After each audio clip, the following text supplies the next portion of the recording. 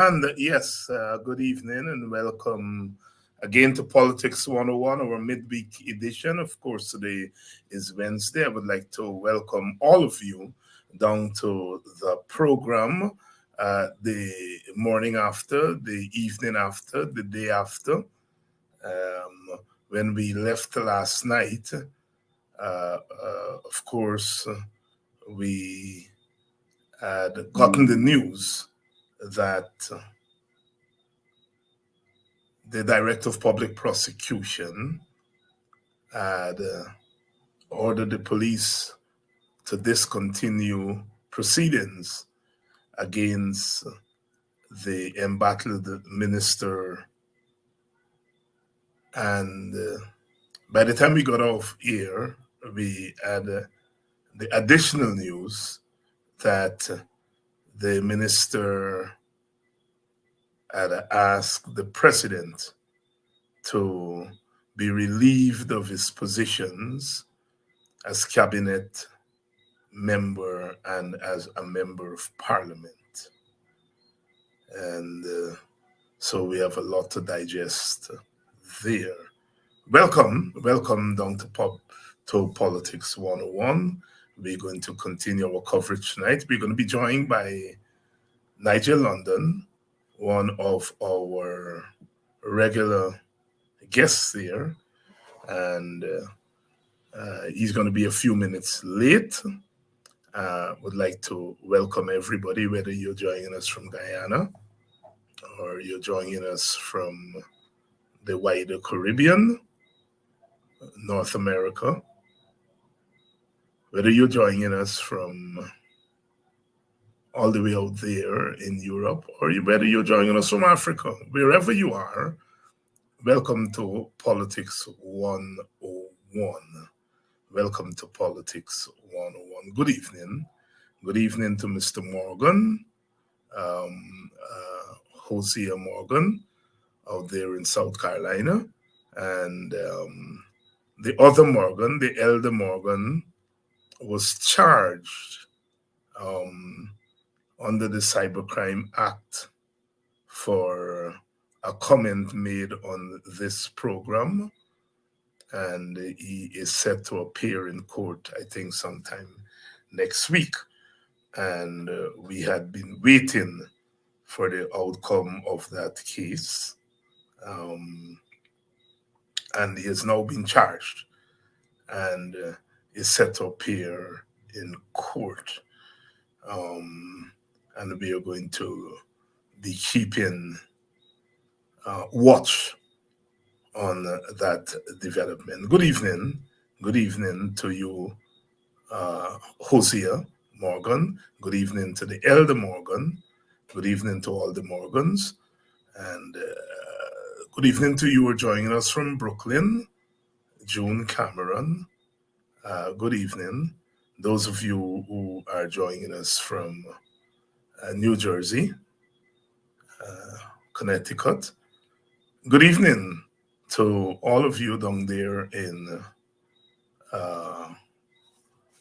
Washington, D.C., Maryland, Virginia, tri-state area. Good evening. Good evening to you in the Atlanta area, Atlanta, Georgia. Those of you who are down in the South, good evening. Those of you who are joining us from the West, the Midwest, good evening to you in Texas. Welcome to Politics 101. Those of you who are joining us from the United Kingdom, welcome to Politics 101. Inequality before the law.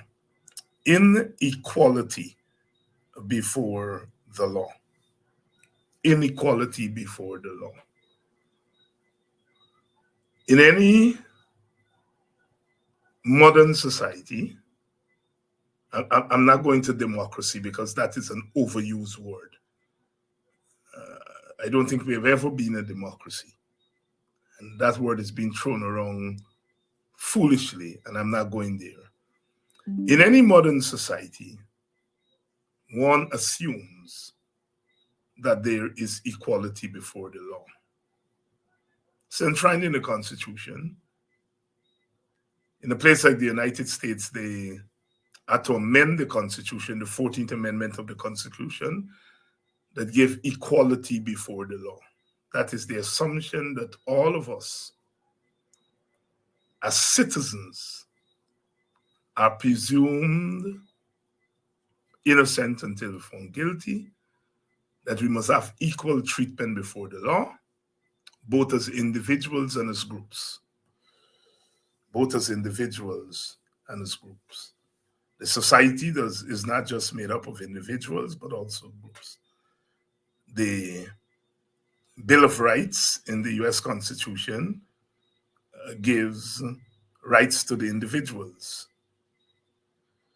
But while the Constitution protected the rights of individuals, it did not protect the rights of groups. And so the 14th Amendment of the American Constitution was intended to protect the rights of groups and to give groups equality before the law. And we assume that in any modern decent society, that there is equality before the law. That is, that the law is supposedly blind, colorblind. The law is blind. The law is not supposed to discriminate against individuals or against groups in the society. We all make that assumption.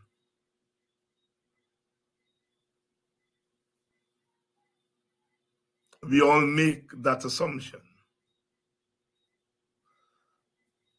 But laws by themselves are not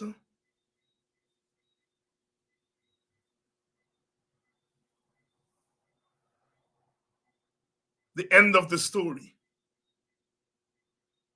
All societies have laws. All societies have laws. Because the laws are the rules by which the society is governed. And all societies have rules. They have laws. Guyana has laws. But the laws by themselves do not ensure fairness and justice. All societies have governments. Those who are elected to govern the society.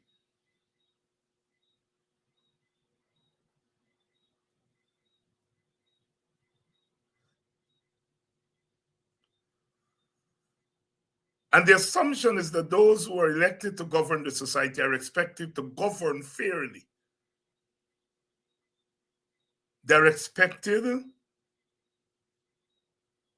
to govern in the interest of all citizens, regardless of social class, regardless of ethnicity, regardless of age, regardless of gender.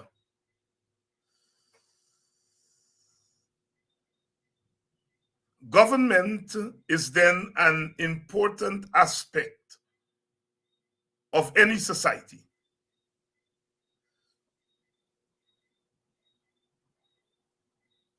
That is why it's important that we get government right.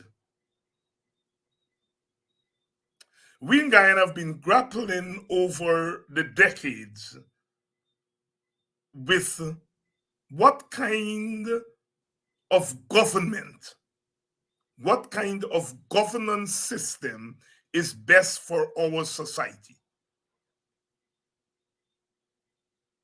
Our society is a plural society, meaning that it is not made up of any monolithic group. Our society is a diverse society, ethnically and racially diverse, diverse in terms of social class.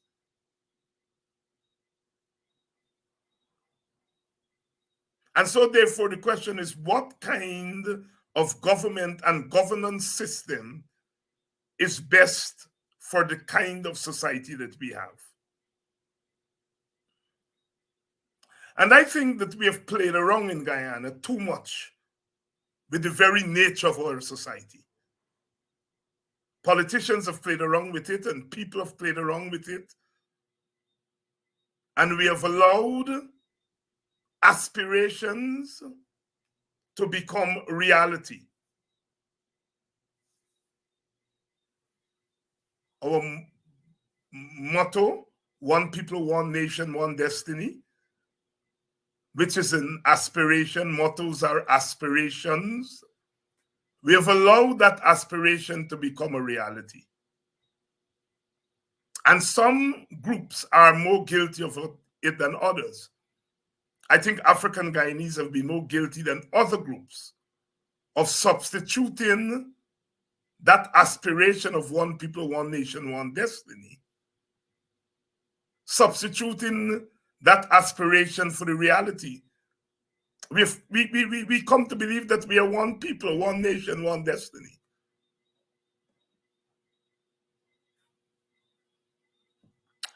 And in 2023, we are finding out brutally that error in a brutal way.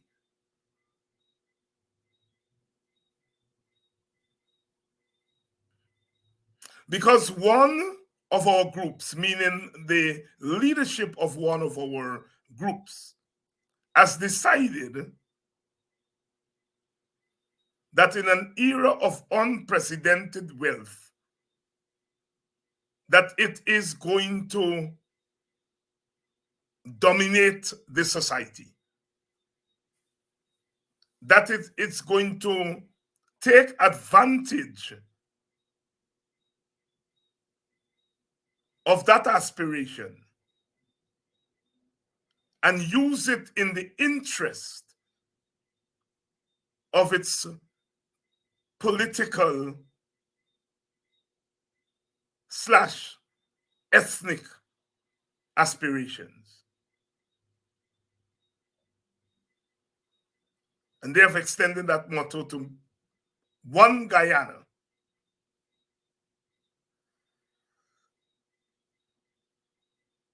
And whether we like it or not, we have to contend with that.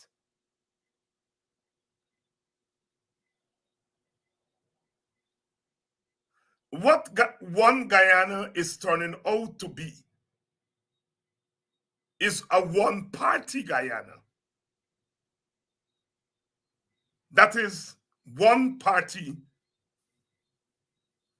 will be dominant, a single dominant party system. So we have a multi-party system. Other parties still function, but one party, a single party, is going to be dominant. So one Guyana is not about bringing the ethnic groups together. One Guyana is about one party being dominant.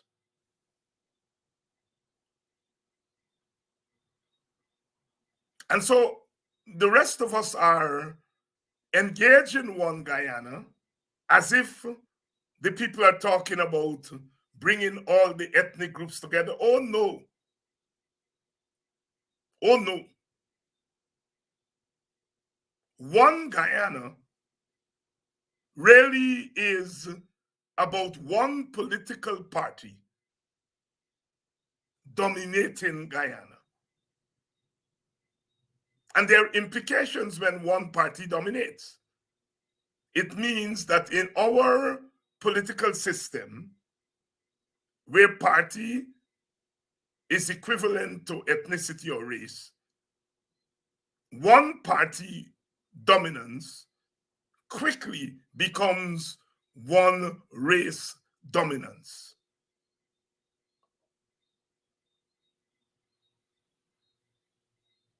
And that is what we have to understand.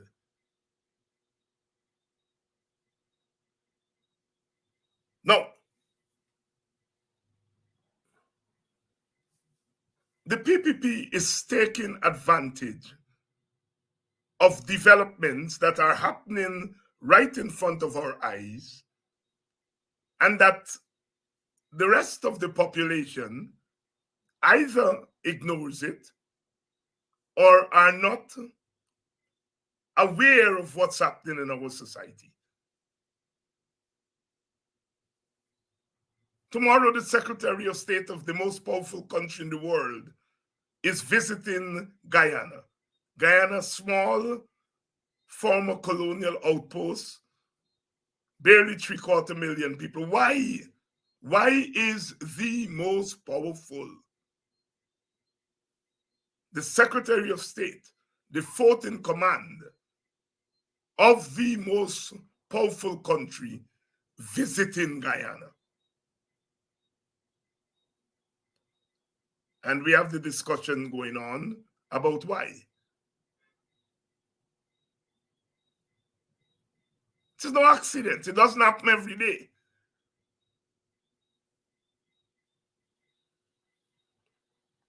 In fact, twice in 3 years, the American Secretary of State is visiting Guyana. Unprecedented. It means that something is happening that we as a people have to quickly get our minds wrapped around. Guyana's changed. Guyana's changed tremendously.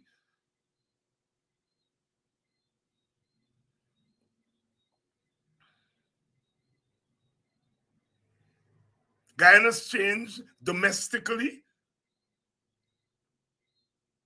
Guyana's status hemispherically and globally has changed.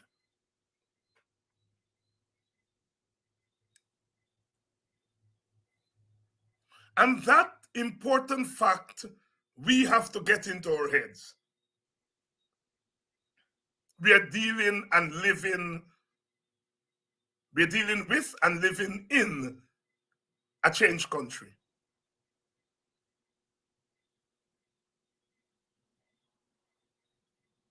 And the question of who governs is extremely important. And I think the mistake a lot of us continue to make is to believe that nothing has changed, that we are dealing with normal politics. Now, I have studied dictatorships. My PhD dissertation was on the rise of authoritarian rule in Guyana, 1964 to 1992.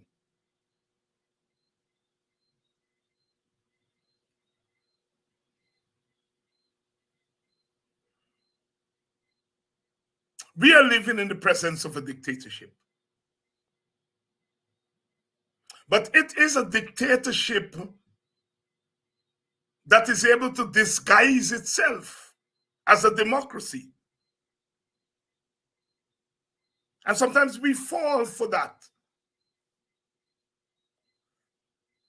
Guyana is not a democracy, doesn't pretend to be a democracy, doesn't have to be a democracy. In fact, if Guyana were to become a democracy, then it will upset the plans of a lot of stakeholders, a lot of actors.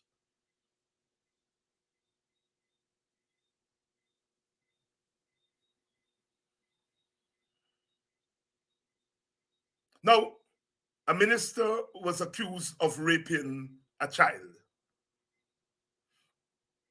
And the first thing we did was to call for the resignation of the minister. And then we called for a trial of the minister. And those things are assumptions that we are dealing with a normal, pragmatic, decent, system. I heard my brother Nigel, who I love tremendously, I heard him when he was speaking to the ladies in front of his firm. He said, we have to make the system work.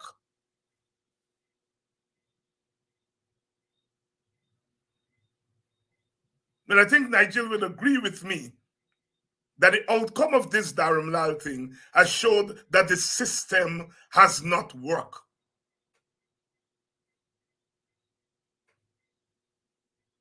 The system in Guyana, as we knew it, has disappeared. There is a new order in Guyana, a new political order, a new economic order, a new legal order. I am telling you that the way this government has behaved on this Dharamlal matter, none of the previous governments would dare behave in that way.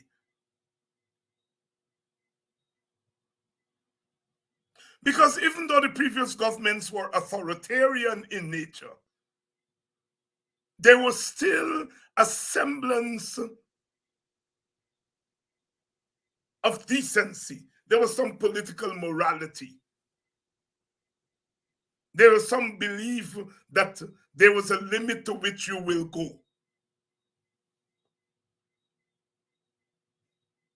For this government, there is no limit.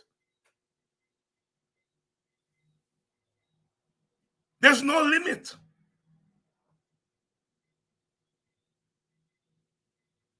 So we depended on the system to deliver justice, the legal system to deliver justice.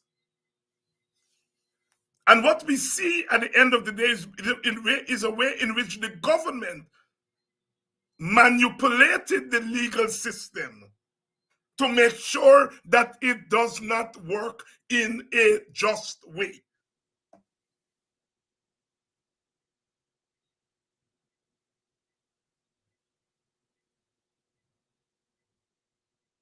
From the police and its investigation, to the child protection agencies,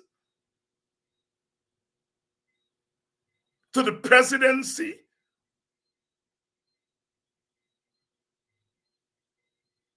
they all conspired to make sure that the system, as we understood it to be, did not work in this instance.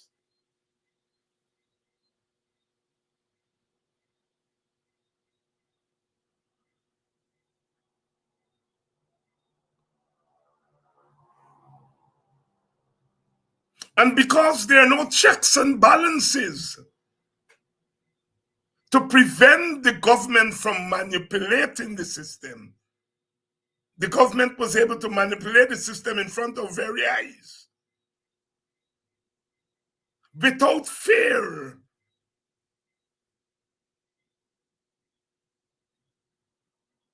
Without fear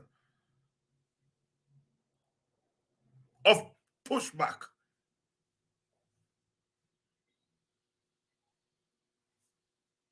I've been in and around politics.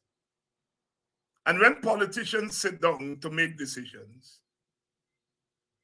they first of all ask, how does this benefit the political party? All political parties. Whatever they're doing, they ask, how does this benefit the political party?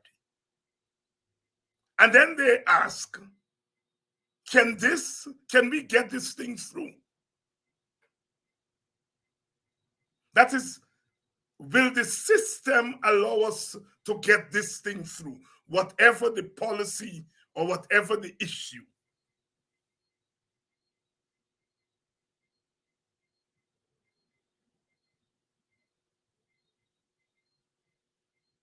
And the answer to those two questions, how does this benefit me, my party, and how does it benefit my party, without causing the other parties and without causing the system to push back against me. That is, how can I get away with this? And if you come to the conclusion that you're not going to be able to get away with it, you either shelve it or you tweak it.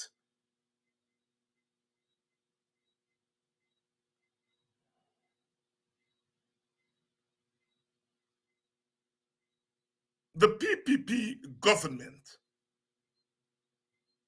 has been getting away with things, partly because the system allows them to get away with it, and partly because the political actors on the opposition side have not figured out how to be an opposition in this new dispensation.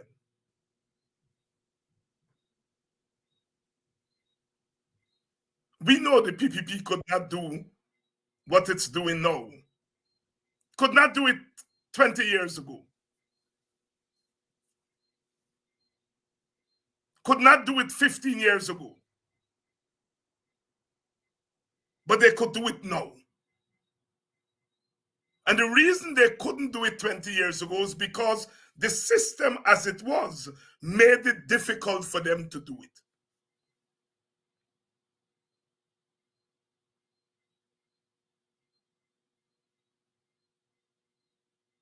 The new Guyanese political, economic,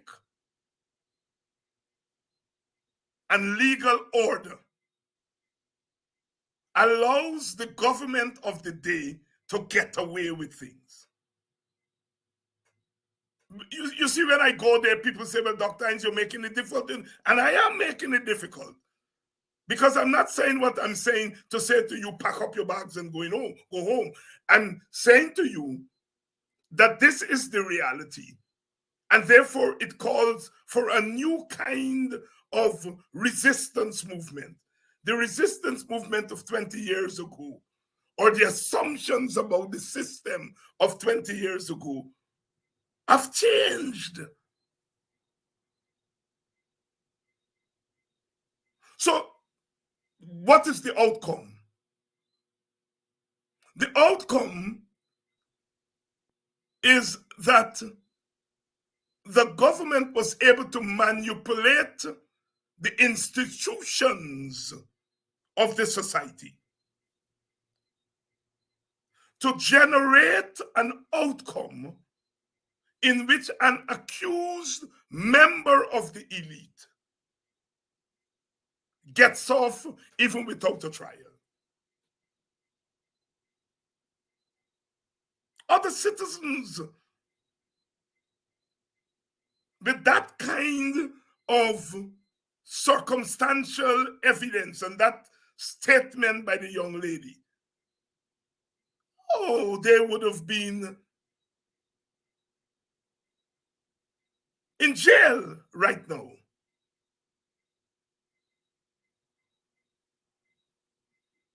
But the system is manipulated so that this individual does not have to face the law.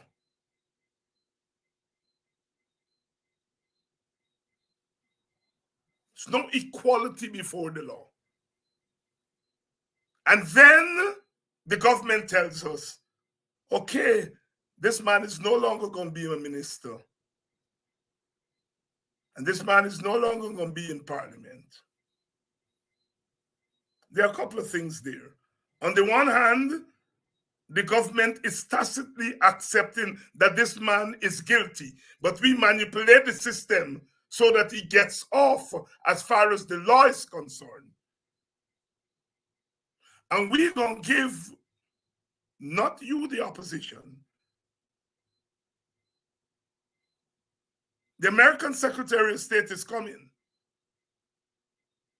We don't want him to come here with a minister being paraded before the courts. The file was sent back in the morning. By the time the afternoon, the file came back. And as soon as the file came back, the president is in Trinidad. He addresses the country from Trinidad and said, this man is going to be relieved of ministerial positions. We called for the man's removal from government. We did. And we get it. He's removed from government.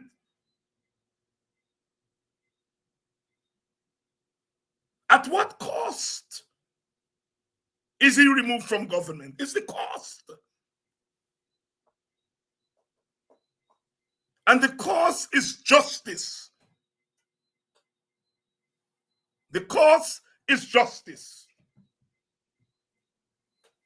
That is the cost.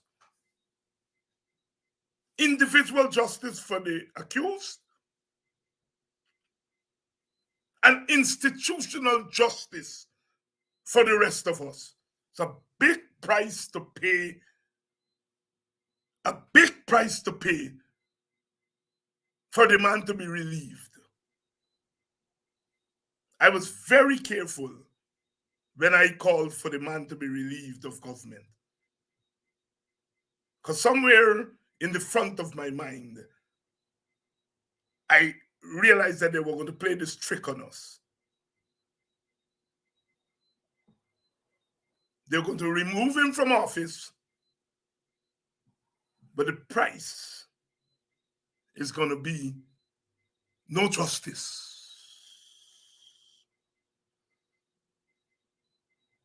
So that's where we are tonight.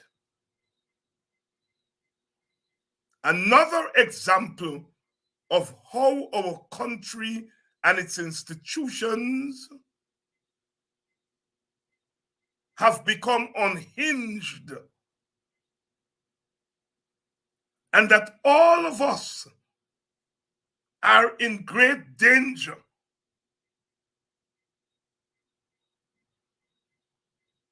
Because we have a system that can be manipulated to get somebody off. And if a system can be manipulated to get somebody of the elite off, it can be manipulated to jail others. That's what we're seeing. My brother is backstage, and I'm going to bring him in, Brother Nigel London, and we're going to have this discussion. We're going to broaden this discussion because it's a three-card trick they're playing on us. And we got to let you all know that is a three-card trick, and that there are lessons that we have to learn going forward about what we demand. The system has not worked. And the system has not been working since August of 2020. Let me bring in my brother. Good evening, Brother Nigel. Greetings to you and good evening to all of those who are viewing. It is such, as always, a distinct honor and a pleasure to share these moments with you.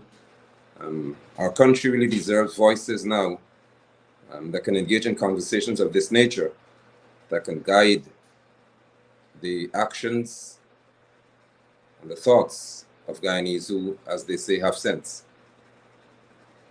Brother Nigel, thanks very much. And thanks always for coming on the show. Very early, you spotted something that the rest of us did not spot, and you were off the blocks very quickly. As soon as this thing was made public, you were off the blocks. And as we look back, it is because you recognize something big is happening here. The rest of us joined, we went on to the streets, but it took us a little time, to really figure. But you were out there before the rest of Guyana. Talk to us about What inspired you? What is it you saw that was unique and also not so unique about this issue that you were off the block so quickly? Thank you, and I really appreciate the question.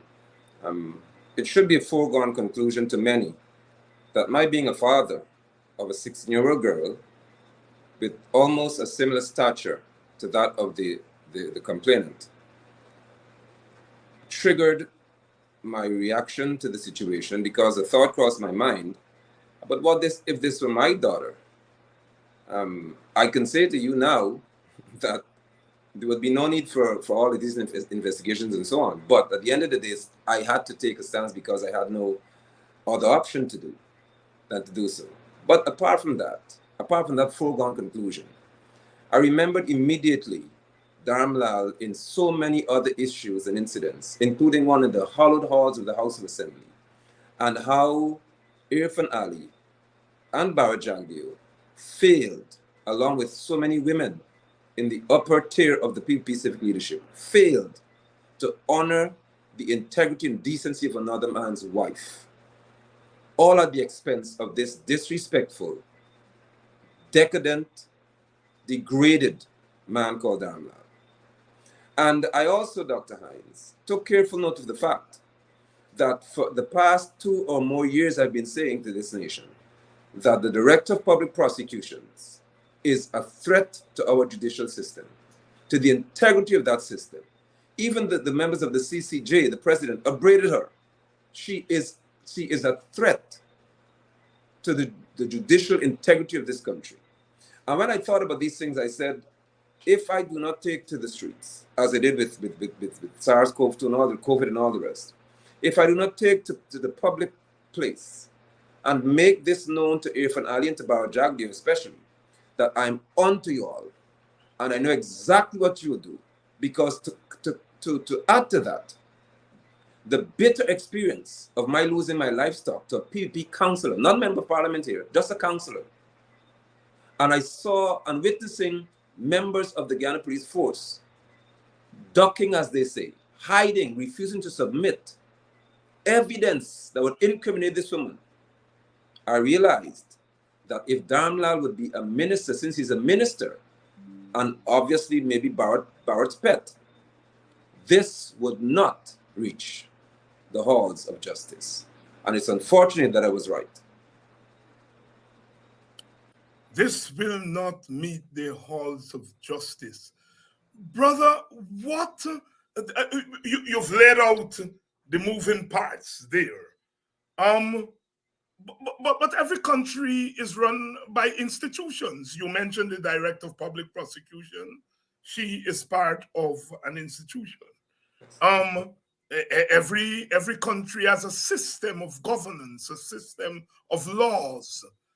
And very early, you came to the conclusion that this will not go the way it should go. Did you conclude that the system would not work? I did actually, because the system of respecting the rule of law in Guyana disintegrated almost to a point of being non-existent from 2020 with the recount. I call it nonsense, because it should have never happened. And it's unfortunate I have to tie that into this, but I'm saying what caused me to realize the systems in this country and the deficiencies.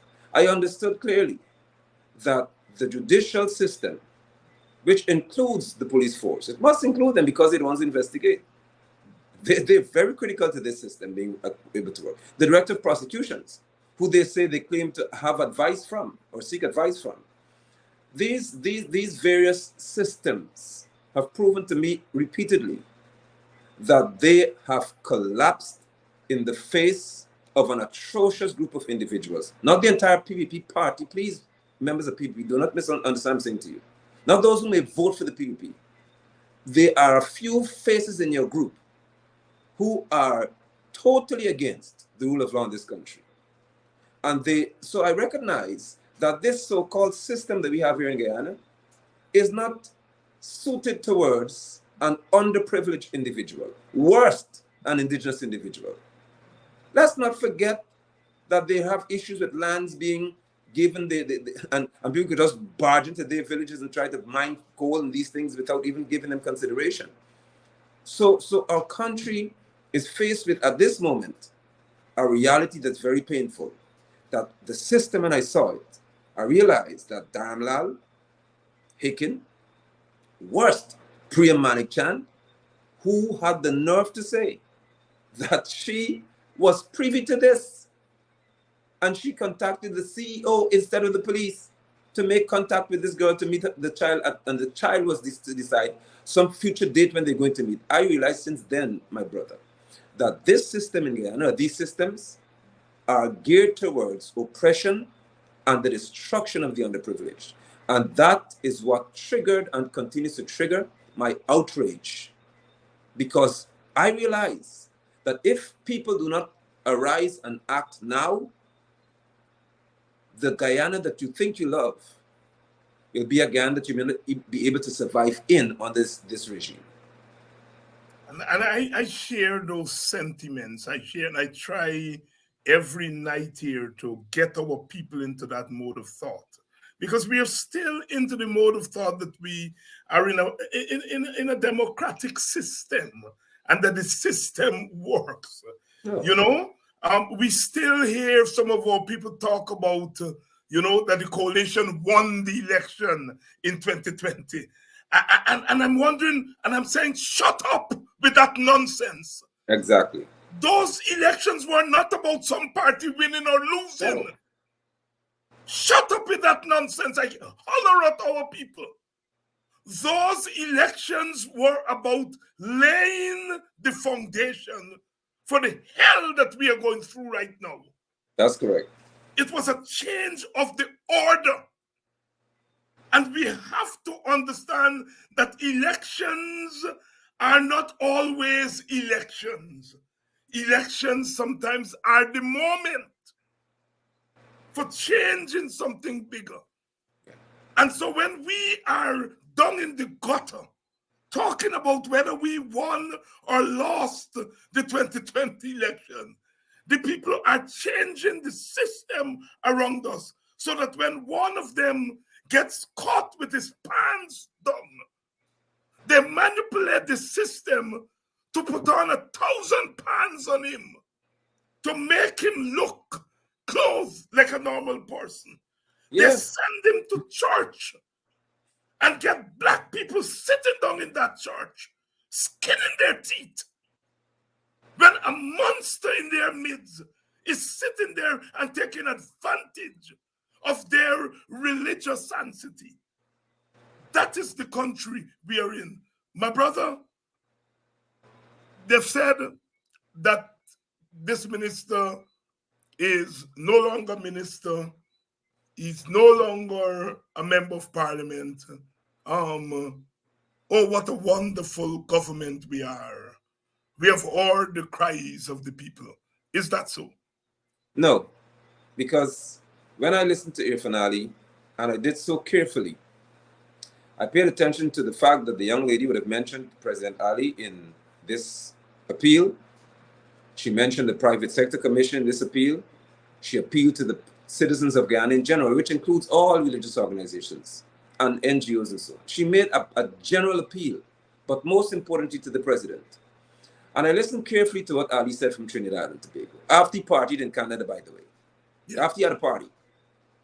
The country is in turmoil. Let's not forget the 20 in Madhya, little children who were burned to death. We haven't recovered from that.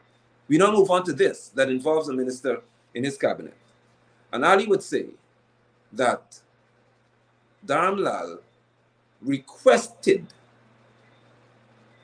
not that he fired Dharmlal from the cabinet. Dharmlal made a request. Listen, I need to just quit, because he said that Dharmlal has told him about how much Dharmlal was affected. Irfan Ali said that he read what all of us would have read in reference to this girl's complaint. Dr. Hines, the president who's paid, the man who's paid to be president, and I say that all the time, he's paid to be president, sat before us all and said nothing about this girl. Nothing. Absolutely nothing. All that he said was that Damlal is hurt, according to Damlal's report. And Damlal says he's going to resign. Most damning is the fact that Ali said that Damlal committed to supporting the PPP. And I can tell Ali why. Because the PPP supported Damlal. This is basic common sense. You would have been better off if Ali saying Damlal said he doesn't want anything to the party anymore, he's going to form his own party. You stood a chance. Because he's announced to you, based on what you said, that he's committed to this party because he knows that the system that was employed here by the PPP has him where he is at this moment. And I'm cautious to say to Guyanese, at this moment, not forever. This is just a moment for him. At this moment, he thinks that he may be free. Just at this moment, he thinks his life may be at ease. Just at this moment, he has the gall to say that he would support the PPP because the PPP has demonstrated to him that they're loyal to Damlal and not to a poor indigenous girl, as she described herself. They're loyal to him and not to the general populace, including their supporters, who have said that this is totally wrong. Brother London, I know where you stand on race and class. And I assume you know where I stand on race and class. Correct. And for me, it's not race or class. It's race and class. And that's good. And class. And more gender in terms of the way in which power functions in our society. And I know there were Amerindians who would look upon people like you and me and call us racist. Why are they bringing up race? Yes, go ahead. Go ahead. Sorry, I hope that they don't make that mistake, because I said at the Square of the Revolution, I said it here the first day I stood, that my great-grandmother is 100% Akwayo. If I look to the side, my facial features tell the tale. My nasal structure to some extent. How can I be a racist?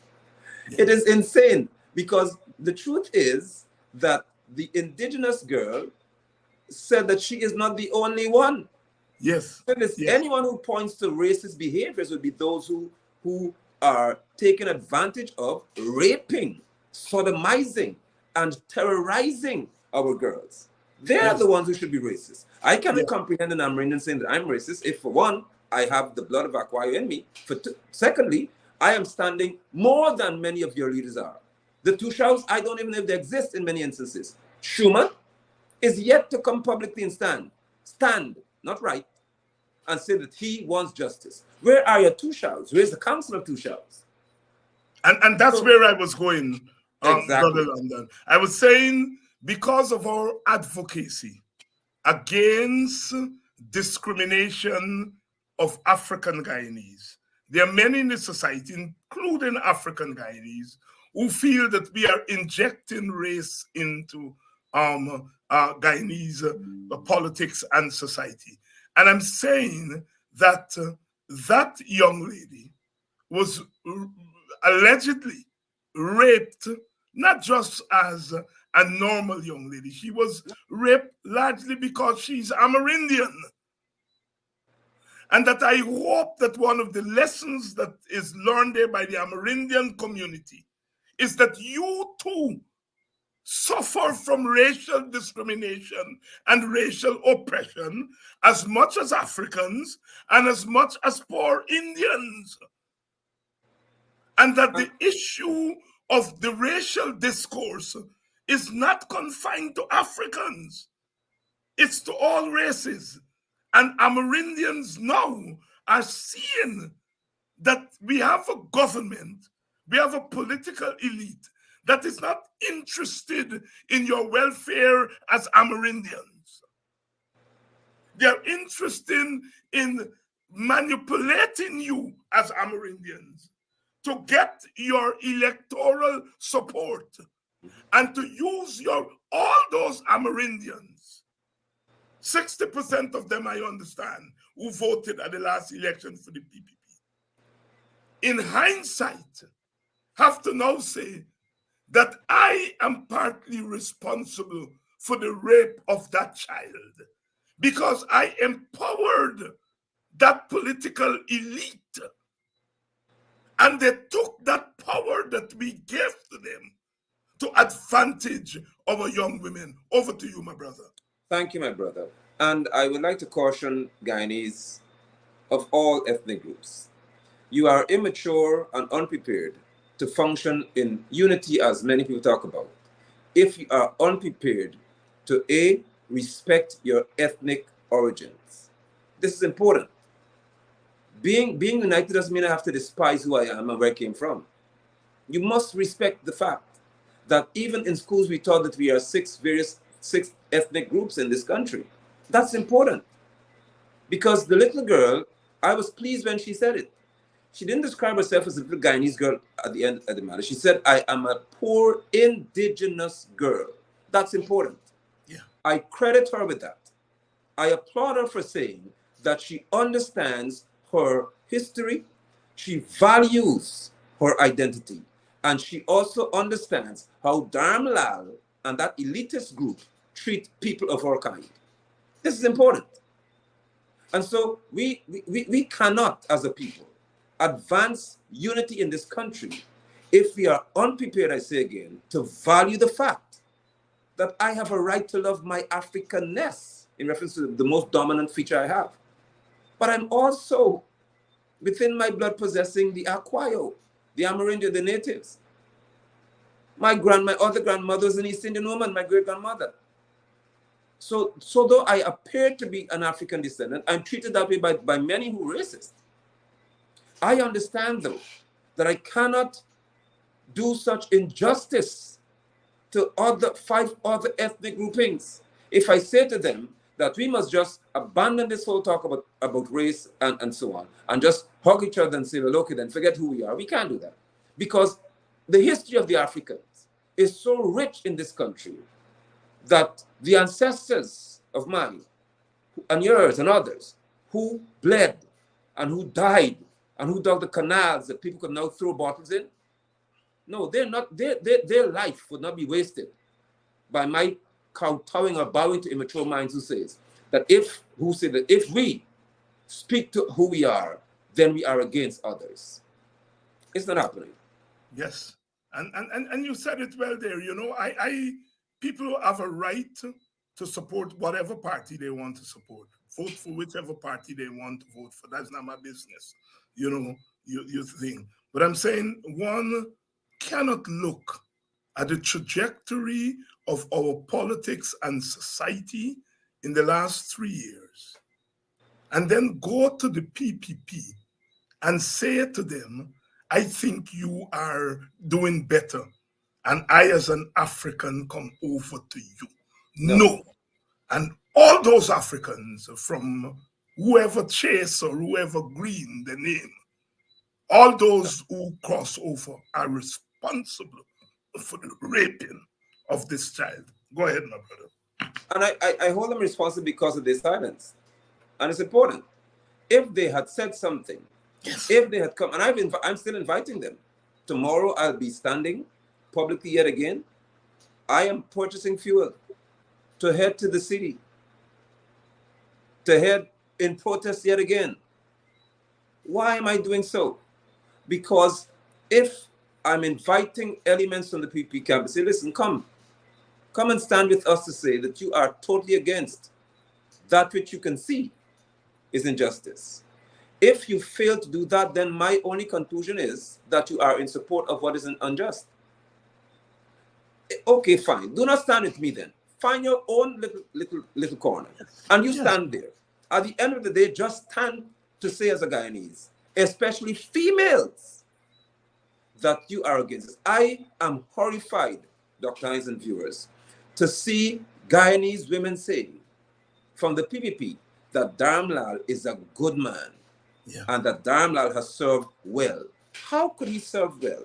Forget this girl's matter just for a moment, and I don't mean it in that context, but just put that aside. How could he serve well if he stands in the House of Assembly and tells a man's wife that she needs a dildo? How is that called proper service? How could he serve well if he refused to even apologize for that statement? or to retract it? How could he have served well if, in the light of this circumstance, he is yet to come to the nation who pays him to say, I am innocent, and because of my innocence, I would like for this matter to go to the court to prove, or for me to be vindicated? He did no such thing. How is that good service from a public servant of his caliber? But I see women say, women, I'm not speaking to men here, women are saying that Dharmlal would have served well. That tells me that the PPP, in reference to who they want to put to run local government in these places, you are all guilty. You are equally guilty in my eyes. They're all equally guilty. And what a shame. What a shame that Indian women and Black women can stand by and look at a child, an indigenous child, being allegedly raped by a man of power, and you put your self-interest, your political interest over the safety of a child. Where is the political morality in Correct. our country? Where is the political morality in our country, in our society? Have we fought slavery and overcome it? Have we fought indentureship and overcome it? Have we fought colonialism and overcome it, so that we can permit men of power from marauding our country with the sure knowledge that the systems in our country will facilitate the injustice against people who they're charged to protect? We have reached the point in this country, I think, where the entire table has to go. We like to talk about constitutional reform. And this reform means tamper, straighten the little edges, leave the essence of the thing, just play around with it. No, we have come to the point where our society needs to be transformed, because none of our children is safe anymore. Not just that they can be attacked and mauled and raped, but that we have a system that is going to cover it up in the first place. And if the cover-up doesn't work, a system that's going to protect the accused marauders. That, for me, is the big issue here. It's not just that the act was committed, but that there is no protection for ordinary people. Ordinary people, no protection from them in this system. And this system is rotten to the core, and it has to be overthrown. The system has to be overthrown. I'm not talking about overthrowing government. Right. I'm talking about overthrowing the system. Nigel London, your take. I cannot agree with you more, because I believe that the 1980 Constitution, as referred to, and the PP call it the Barnum Constitution, they still use. It was not targeted towards what we have now in Guyana. We are different people. The Guyanese, and I want to coin the word, the Guyanese-ness, if it's such a term, is lost in many instances. Our society is governed by greed and fear. And the people who now have positions of authority no longer hold in high esteem being called Guyanese, as it would have been way back then. I have noticed, and I don't hesitate to note, the response by many persons from the opposition. I dare say, and some they don't take this personally. Most of y'all don't have anything to do with it personally anyway. But I believe in good governance. How do we have 2 members of parliament in Region 10 and 0 would have shown up even for 1 minute, to stand to say that based on the Rockstone community and Kumaka community in Old England and these places where we have natives living, we're going to stand to say that this young lady and this system has to be, as you said, as far as I'm concerned, toss it in the garbage. Let us refashion, or more than anything else, build an entirely new constitution that caters to what we have now. What I saw in reference to August 20th, August 2nd, as a matter of fact, March to August, the election fiasco, we have to have a constitution that prevents any individual from making, or I should say, allowing the likes of Sarah Ann Lynch, Chatterjee, and these people from walking into any place where elections are being held and seeking to demand audience and order processes. We have to have an adjustment made where no leader of this nation on either side or any side can say, I want to recount. And somebody says, yes, I agree. And you wear a robe. No. We have to have an adjustment made where anyone who sits in the House of Assembly, I mean that, must be there elected by the people. Indeed, not selected by a leader, elected by the people. And if you are in any way, like Dharamlal, accused of such atrocities, the people should have a forum to have you removed and to be dealt with. Our society cannot survive with this constitution in the hands of those who have no respect for it. And that's what we're dealing with. They don't respect it. And sadly, on either side, sometimes they don't respect it. In the hands of those who don't have respect for the people of this country.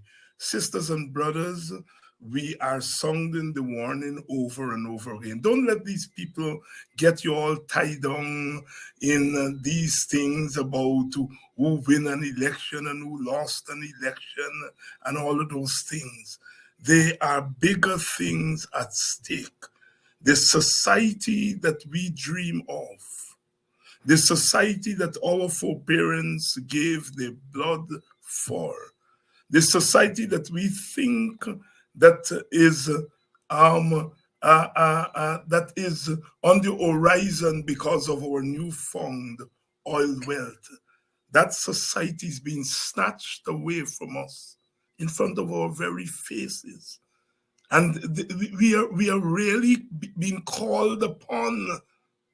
We've been called upon to rescue ourselves from this grand plot because of the oil wealth, to turn our country into a plantation again. This is plantation behavior. The slave master could have raped the females, and he didn't face any court. We now have a court, and yet an accused slave master is not facing the court. Back then they didn't have a court. He didn't have to go to court. Now we have a court. But just as the slave master back then didn't face a court for rape, the slave master today does not have to go before the court. I wasn't there. I am in sympathy with human beings for their personal failures. But I'm saying your personal failure has to take second place to the fact that you're a man of power. Correct. And this is a child who's helpless. And this society has to send an example to the rest of us men. What example are you sending to the little boy? I can rape and get away with it. I can, as the young people are telling me now, they can Dharamlal and get away with it. My Lord. That is the example we are sending to young men in this country. We are in a bad shape, and we have to redouble and up the ante of our struggle to build a movement, because there's strength in movement. Yes. To build a movement in this country. My brother, you say you're coming to down tomorrow. Talk to us about what you're doing. I am. I plan to be in Georgetown tomorrow. I know that Blinken will be here. I know that the police force will be out in the grand style and numbers, but it doesn't eliminate my intention to stand and to make it known to all and to Blinken, because I know that satellites see a lot more than people do. So you will know, you certainly be assured of the fact that, as you spoke to this fact, Dr. Hines, and I please, viewers, I beg of you, do not misunderstand what I'm saying to you all. If this were a grown woman, it was a little different. I'm not saying it's not bad, but she would have had the physical capabilities to some extent to deal with this man. This is a little child who said, and who in writing said, I'm on my knees begging, please find a group of lawyers to represent me, for I intend, said she, to file charges against Dharma. When a little child could plead with us, she said, Pre-Mani Chan, I blame you, because you brought him, you'd walk him around, and you know in her mind that he could destroy. She feels, she prays, it may not be so, but she's saying, being in his company alone, prayer, makes you culpable. If a child could process like that, if a child can reason like that, why can adults not make her confident, especially men, leader of the opposition and other members of society, NGOs, private sector, Joshua Chamber of Commerce, and all y'all, come out to let this child see that we can again engender and strengthen your trust and confidence in men. We have failed, many of you, this child. And our society is in peril when a child cries for help and adults say, I don't want to be victimized. So what is she? What is she? When somebody says, I'm tired, I cannot take this anymore. When a child says that, any average psychologist would know that that is an announcement of a mental ailment that can find its way into very destructive behaviors, or manifested by destructive behaviors. This girl is begging us, would have begged us. So when I see that they're saying that she said she doesn't want to continue the complaint, I want to inject that before I leave you. Listen to me, people. The fact that the DPP and Finale and others are admitting that even Blanham and others, that the child is saying she wants to withdraw the complaint, puts Damlad in trouble. Because the law says that if there's a complaint of rape, then there has to be a charge. So she can only withdraw what was present. Yes. How could the DPP now say that, given the fact that the child has withdrawn the complaint, there's no cause for legal action? There is cause for there to have been legal action. So Aliak is now derelict in her performance. She has failed to act in accordance with the law, because the Sexual Offences Act is clear. If there is a complaint made, then there has to be action taken, and no action was taken. So the girl is now removing what they said didn't exist, apparently. So let us, as people, understand why I'm going to Georgetown, why others are going to stand wherever we are. We have to take a definite stance. We must. So from about 10:30 in the morning, we are standing. If you are in Sue's Dyke area, come out and stand at the junction. Let there be a presence along the East Bank. Because Dharmlal must not say he resigned and it's over. There are other names involved, and Dharmlal should be before the court. The DPP should be fired and tried. She has to tell us why. Those investigating for the Guyana Police Force, you should be tried as well in the court of law, because you failed to represent a victim who brought a complaint. Vindhya Prasad, those in Child Care Protection Agency, you have to come forward and speak. So this is not just about Dharmlal here. We're speaking to a whole system, Dr. Hines, and that will lead me to Georgetown tomorrow, standing at the Square of Revolution in protest. Square the Revolution tomorrow at around 10:30. If Yes. you are in and around Georgetown, please join the protest there at the Square of the Revolution, 10:30 tomorrow. The struggle goes on. We have to learn to recognize that these moments cannot be allowed to die. We must weave these moments into something larger, a movement. A movement. We now know that we have a government that is prepared to manipulate the law to protect its own. We know that. We now know that the life, the humanity of children do not matter to this government when compared with their own power.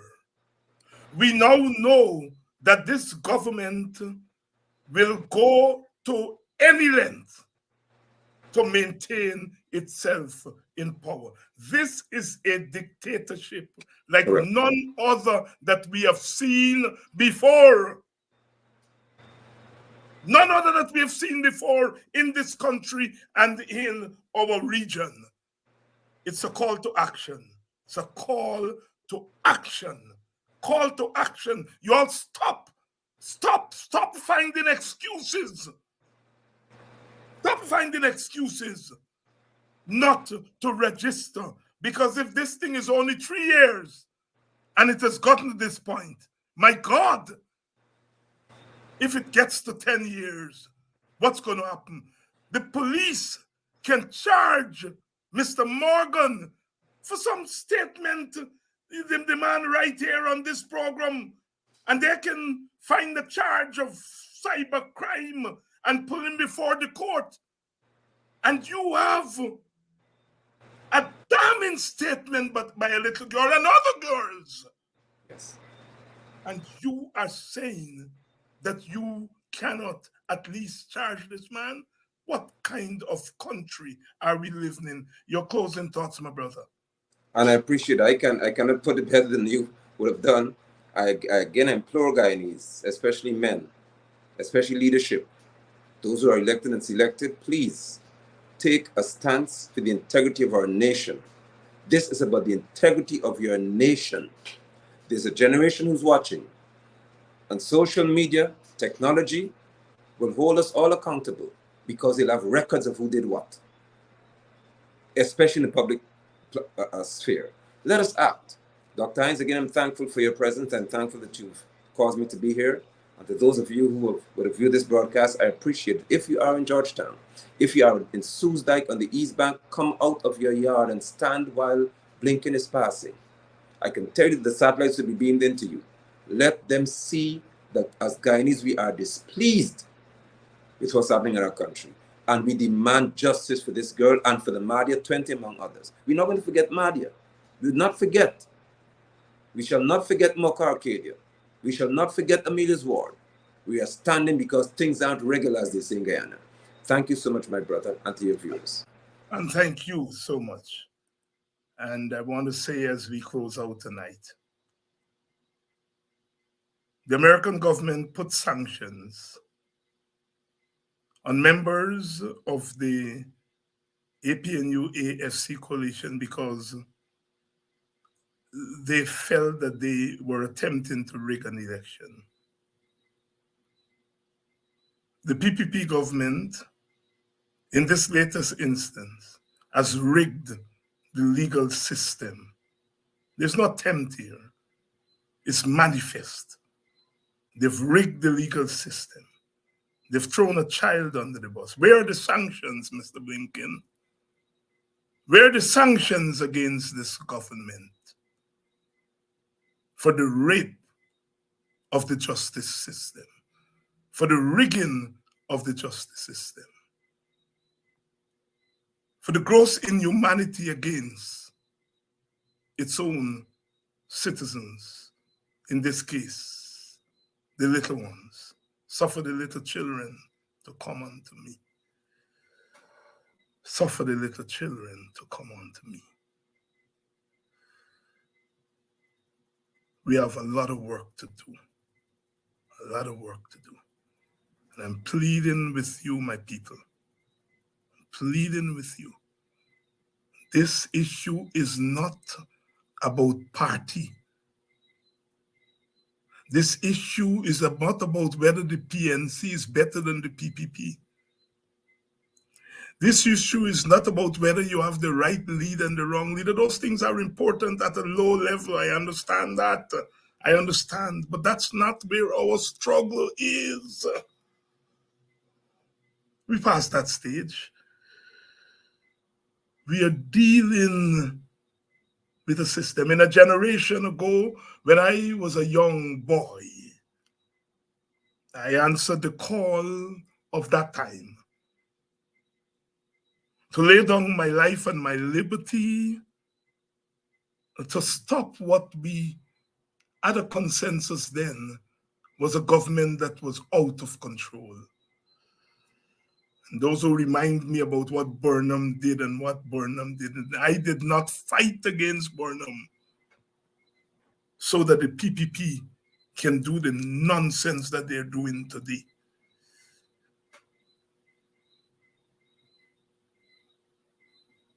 Everything that we accuse Burnham of, this government has taken to the peak, hundreds of times worse.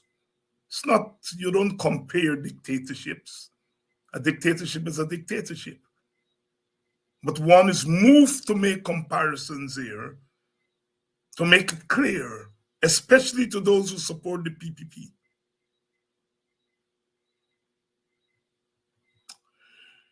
You are supporting a monster.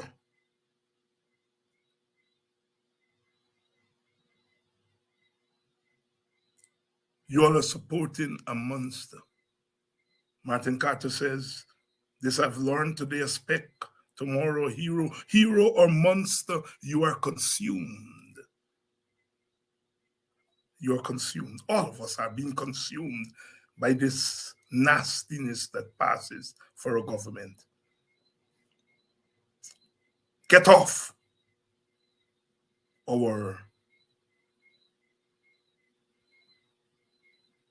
butts, as the Americans would say, get off our rear and join this movement. Only we, the people, can bring an end to this. It's brazenness. It's brazenness. We do not swallow the nonsense about relieving this man of ministerial position. You're right.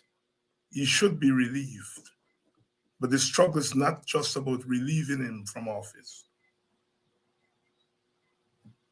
The struggle is a struggle for a just society. A just society in which I and you and all of us can be treated with dignity and equality before the law and before the government. Tonight, we are all exposed. They can manipulate the law and the legal system to bury us alive. They can manipulate the law and the legal system to find them innocent when the world is convinced of their guilt. Now is not the time to stand on the sidelines. Now is not a time to just fight for your party or your race or your gender or your class alone.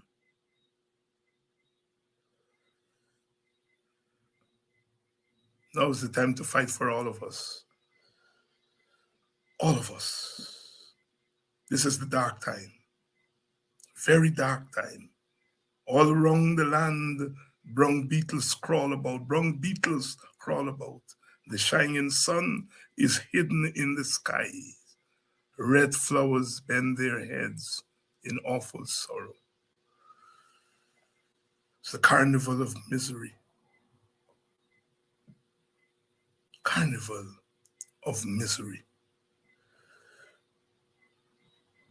We've been here before. We've been here before. We'd rather not be here today. We should not be here today. This is serious.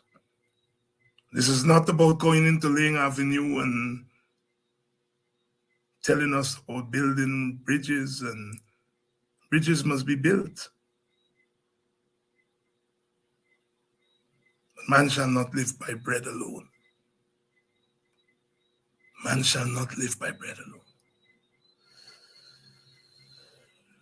The Secretary of State is coming here tomorrow. Let him know.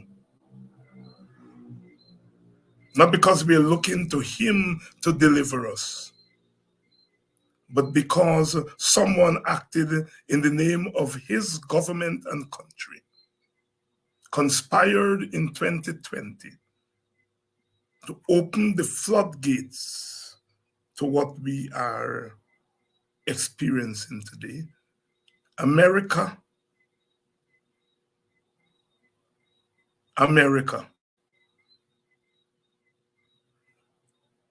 we just passed July 4th. On July 4th in 1776, America declared its independence from Britain and waged a war for its independence with the mantra of no governance without representation. Please do not deny our country that right to chart our own destiny, America.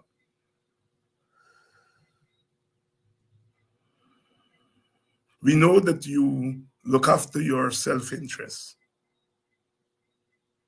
We know that we are not as powerful as you, but we have self-interest too, because we are humans. We do not look to you to liberate us. All we say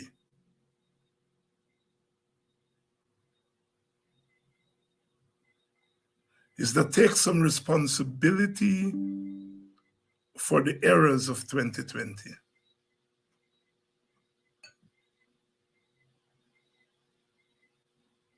You have installed a beastly government.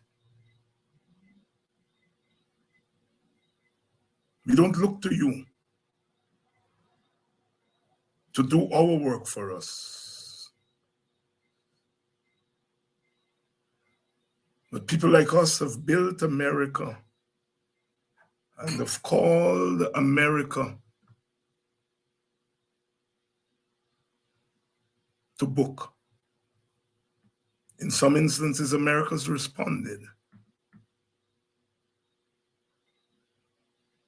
America, in 2020, you helped to install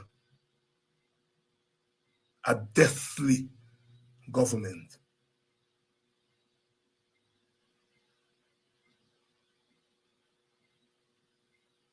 We come again tomorrow to continue this journey. It's movement time. There is strength in movement. This latest calamity must urge us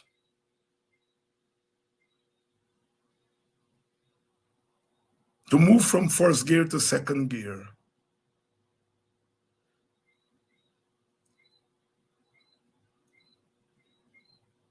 We are already late. We're already late. But it's never too late.